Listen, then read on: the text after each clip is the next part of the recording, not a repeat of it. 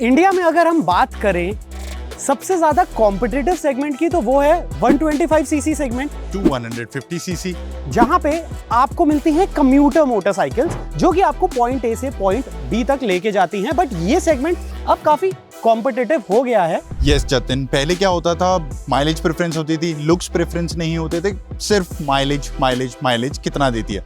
But times have change, आज लोगों को माइलेज के अलावा लुक्स भी एक प्रेफरेंस आ चुकी है। एंड इन्हीं चीज़ों को नज़र में रखते हुए आजकल हमें मार्केट में दिख रही हैं स्पोर्टी कम्यूटर मोटरसाइकिल। पहले ऐसा सेगमेंट नहीं होता था। ये मोटरसाइकिल रेगुलर कम्यूटर मोटरसाइकिल्स ही हैं, बट दिखती ज्यादा स्पोर्टी हैं, ज्यादा फीचर्स मिलते हैं और अच्छा माइलेज देती हैं। आपकी प्रेफरेंस अब भी मेंटेन्ड है।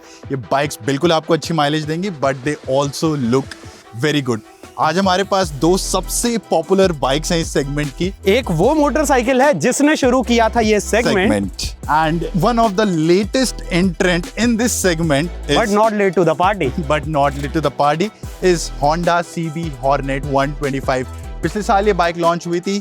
आज हम इन दोनों का कंपैरिजन करेंगे और जानेंगे कि आपके लिए कौन सी बेहतर है। So without any further ado, let's start our comparison.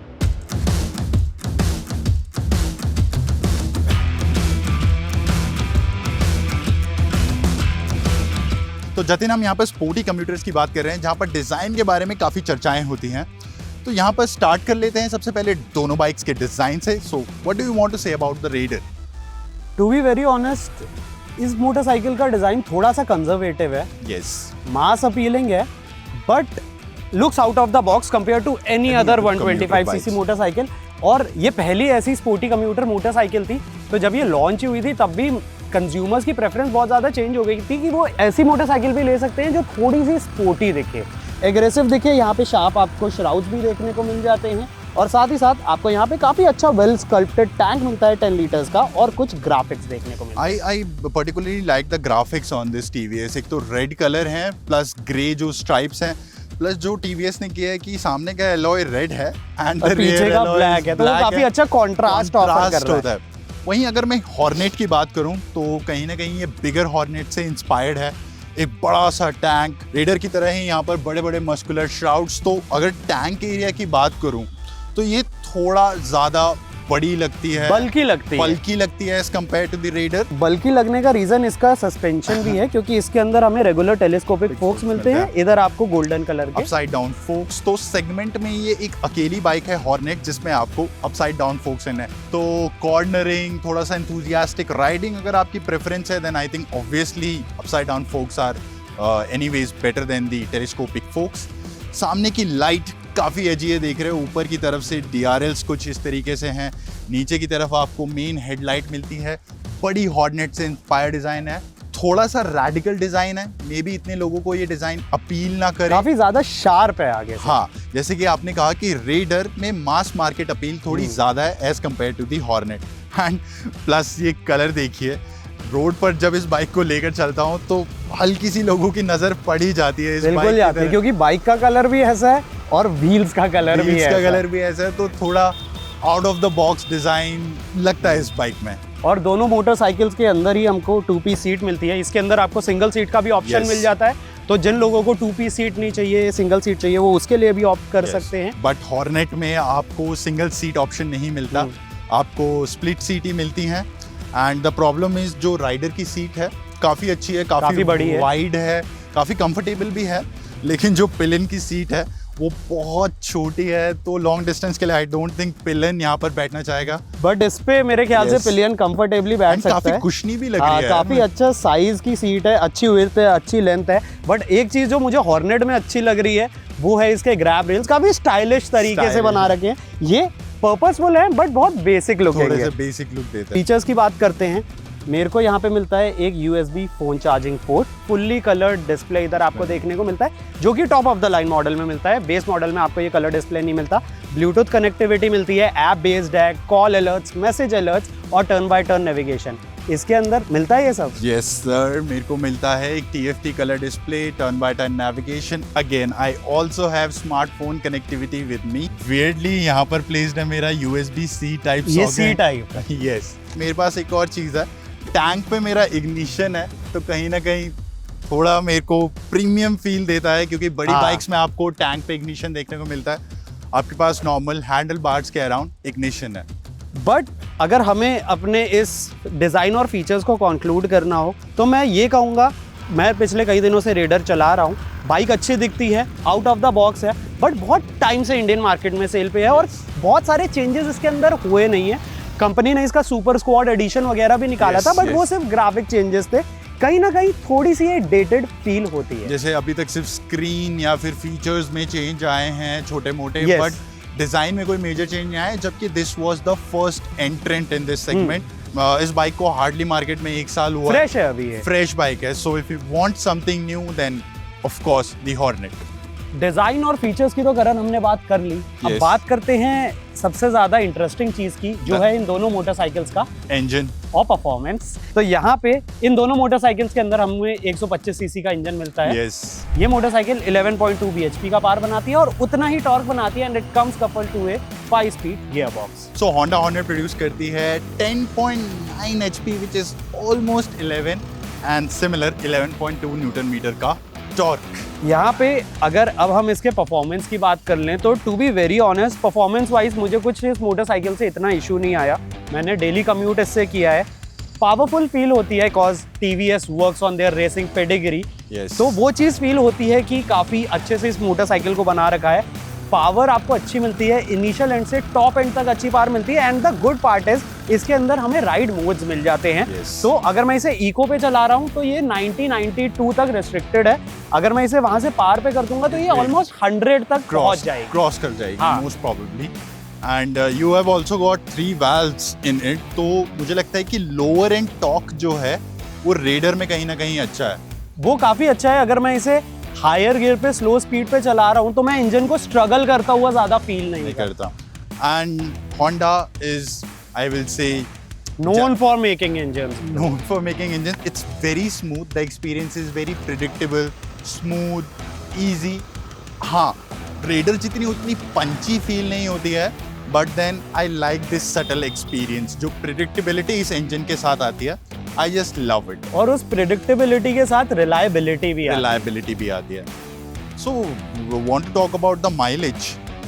देख यार, दोनों 125cc कम्यूटर मोटरसाइकिल्स हैं, बट यहाँ पे इसका माइलेज काफ़ी अच्छा है। ARAI सर्टिफाइड माइलेज है इसका अराउंड 57 kmpl का।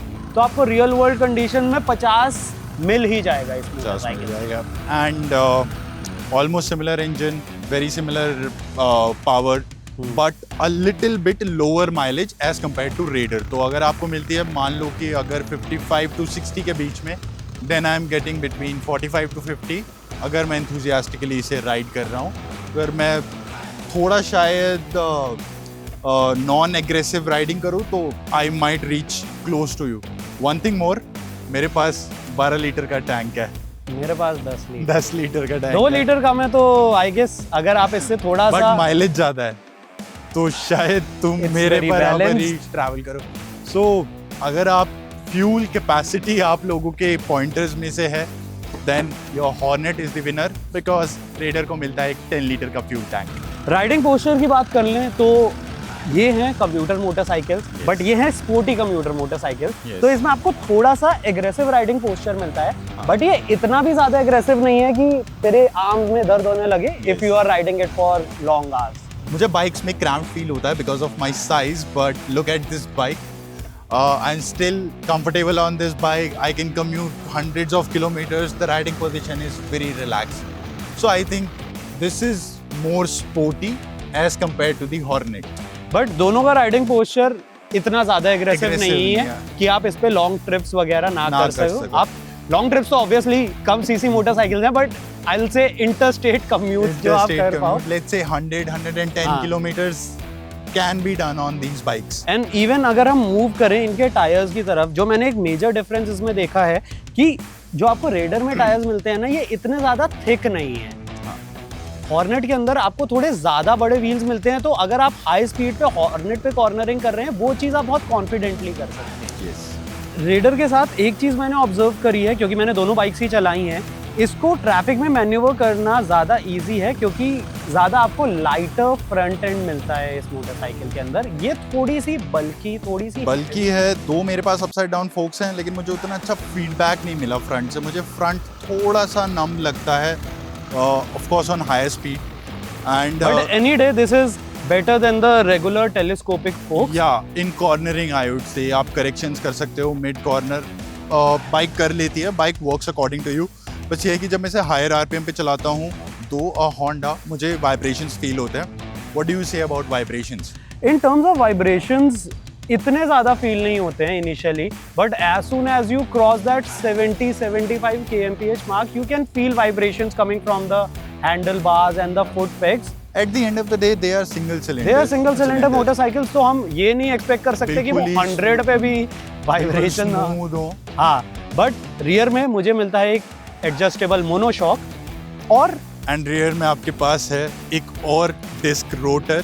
सो Raider has got dual disc. दो आपके पास है single channel ABS, but the thing is कि इसके ABS की ट्यूनिंग और अच्छी करी जा सकती है। Brakes are really good, but ABS काफ़ी जल्दी किक इन कर जाता है which delays the overall braking procedure. तो मुझे लगता है कि उसकी ट्यूनिंग पे थोड़ा सा और काम किया जा सकता है। अंडर हार्ड ब्रेकिंग इतना ज़्यादा कॉन्फिडेंस मुझे फील नहीं होता है। See I have got a single channel ABS, only front disc, पीछे मेरे पास ड्रम है। Braking is fine, I will not say कि बहुत ही अच्छी braking, I will say it does the job. तो अब हम इसे कंक्लूड करते हैं फाइनली। कैसा रहा इन terms of experience? What do you feel is a better motorcycle for you? So I think quality wise यहाँ पर मुझे रेडर थोड़ी सी बेटर महसूस होती है। स्टोडी इक्विपमेंट्स हैं, होंडा के पैनल्स थोड़े से फ्लिमजी हैं, buttons look little bit cheap, Raider में थोड़े प्रीमियम लगते हैं। मेंटेनेंस वाइज भी मुझे शायद थोड़ा ज़्यादा खर्चा करना पड़ सकता है because I have upside down focus. Honda is obviously more premium. यहाँ TVS के पास मुझे थोड़ी सी बजट मेंटेनेंस मिल सकती है। Even the parts will not be that expensive with TVS। So plus जो फीचर्स मिल रहे हैं मुझे 10,000 कम में मुझे ज़्यादा फीचर्स मिल रहे हैं विद रेडर। तो मुझे लगता है रेडर एक ज़्यादा कंप्लीट बाइक है। But if you want Japanese reliability, a very predictable and a very long lasting engine, then and very out of the box design, then I think Hornet. What's your take? I feel the same. Features काफ़ी मिलते हैं, premium feel होती है, चलने के मामले में अच्छी है, but Honda makes bullet proof engines undoubtedly. Honda is Honda. You can rely on them, you can take them anywhere. आपको परफॉर्मेंस वाइज, इंजन वाइज कहीं भी डिसअपॉइंटमेंट नहीं होगी। और जब भी आप थ्रॉटल को ट्विस्ट करेंगे ना, you will have ball of time. हाँ, it's about your preference. What you prefer, the Raider 125 or the Honda Hornet? Do let us know in the comments below. और ऐसे कंटेंट के लिए ऑटो 9 को जरूर सब्सक्राइब करें।